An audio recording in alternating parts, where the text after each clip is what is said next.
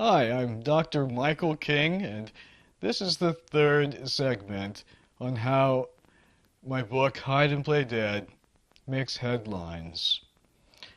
It also includes a lot of material about the sequel, Shame on You.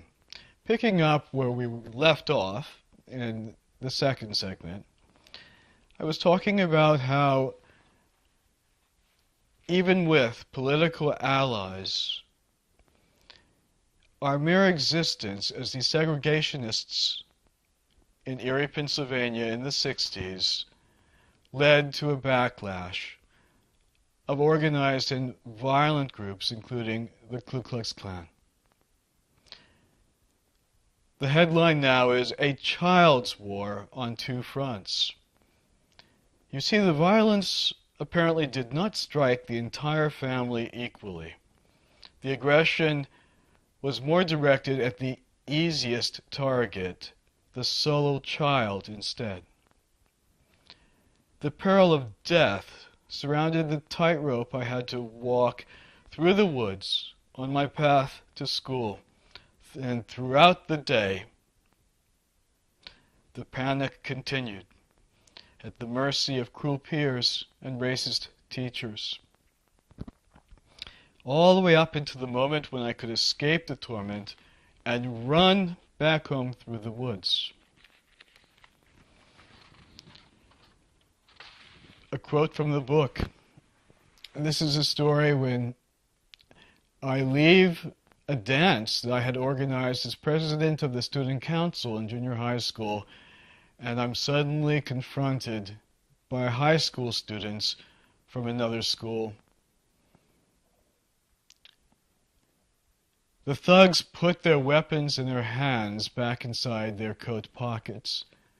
I walk straight through the circle and then back myself into a blind corner of the school building to take a deep breath. My heart is pounding to the rapid, fast tapping of terror. Then I dash and run for my life through the familiar woods. In my panic, I hallucinate a ghastly hood with a cigarette dangling from his snarling mouth, then another with an open switchblade flashing in his hand. Then a horde emerging like phantoms from behind tree after tree, each one muttering the same words with repulsion. Nigger, I hate you. Dozens of traumatic and dramatic narratives in Hide and Play Dead demonstrate the extreme abuse and danger of my social milieu from age 6 to 14, where I was singled out for predation, for being separate from the rest of the herd. The relentless stress of desegregation was heightened by the astronomically rare and never previously disclosed case of being a sole child desegregationist in a hostile environment. My angst was aggravated by my empathy, because I also felt the parallel yet distinct struggles and suffering of my mother, my father, and my brother. Headline: The Secret Life of the Black Aristocrat. My mother became morbidly depressed from her nightmarish stress and isolation since birth, and my father decided to sedate her against her will with potent barbiturates on his rare moments home.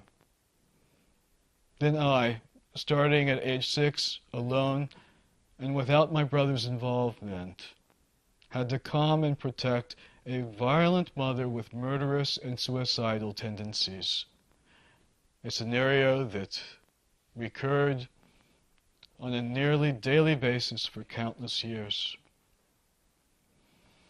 After she was sedated, she became berserk by the overdose of drugs that would obliterate her entire memory of all events. I also had to become her surrogate husband and the codependent caretaker, house slave child for the entire family, the glue that kept the volatile unit together, but that also deprived me of having any childhood. Marcel Proust once said, "The most pernicious of all beliefs is that we inhabit a hostile world."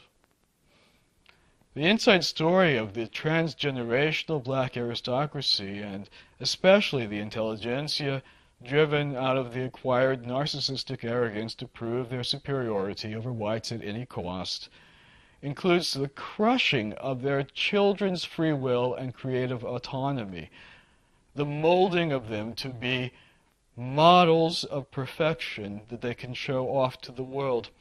A major point, perhaps a peak insight for almost all readers, should be the equally brutal nature of physical aggression, including violence or rape, with psychological engulfment, which is called solipsism, inflicted by a narcissist, and includes enmeshment, overprotection, over smothering, manipulative worrying, guilt-tripping, and mandatory falsification of your identity. I repeatedly demonstrate this point in the field slave versus the house slave contrast, as well as in narratives exposing my parents' behaviors and controlling attitudes towards me. I address the nature of abuse in great detail in Shame on You, the second book, to make this point explicitly clear, and with repercussions directed toward the criminal justice system.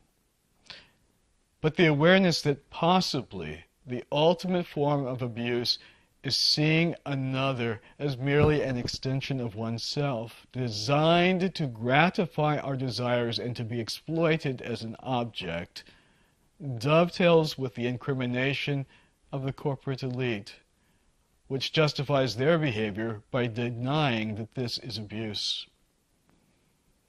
Engulfment is indeed equal in toxicity to aggression. Exploitation of family members is often manifested as pigeonholing the identity of an offspring into a fixed and permanent age group, such as the baby of the family, who is seen as the good little boy, perhaps perpetually caught between age 3 and 6, even when he is 60 years old. The abuse is extremely common among the black aristocracy, whose developmental years are full of holes and gaps due to age-inappropriate performance pressure. Often this occurs because the child represents a repressed developmental stage of the parent and cannot be seen as an individual different from that projected image.